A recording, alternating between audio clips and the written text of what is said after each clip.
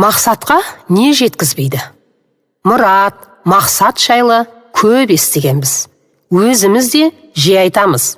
Әйтеуір мақсатсыз адам жоқ. Тек оған жетудің жолын көбі білмейді десем, ол үшін қабілет керек. Әркімде қабілет әрқалай дейтіндер де табылар. Бұған мен де келісемін.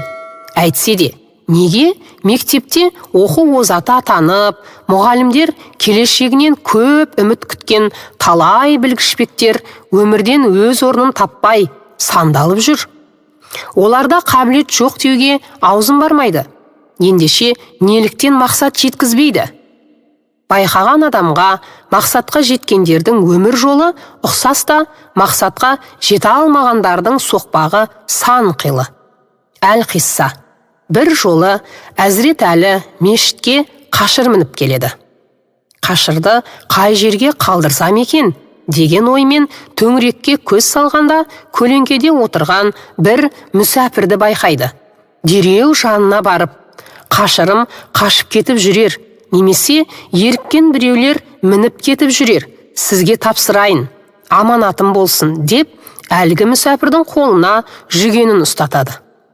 Мүсәпір үнсіз келіскен сыңай танытып, жүгенді ұстап қала береді.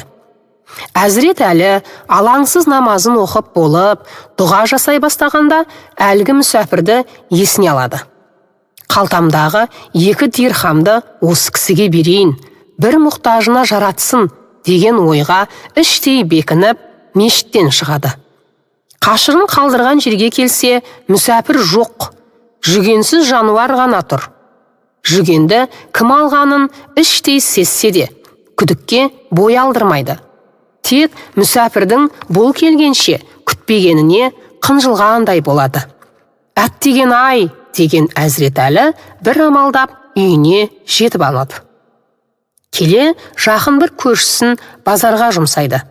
Жүген сатып әкел деп оған қалтасындағы 2 дирхамды ұсынады. Көрші жүгіріп барып базардан жүген алып келеді. Оны қолына алған Әзірет Әлі өзінің жоғалтқан жүгенін тани кетеді. Мынаны қайдан алдың? Деп сұрайды көршісінен. Базарда бір мүсәпір сатып отыр екен, 2 дирхамға берді, дейді ол.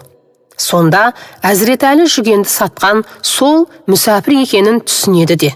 Адамдар сабырсыздығы салдарынан өзіне келе жатқан адал несібені арамға айналдырып жібереді деген екен. Расында ризық несібе Алладан. Оған қалай қол жеткізу біздің қалауымызға, іс-әрекетімізге байланысты.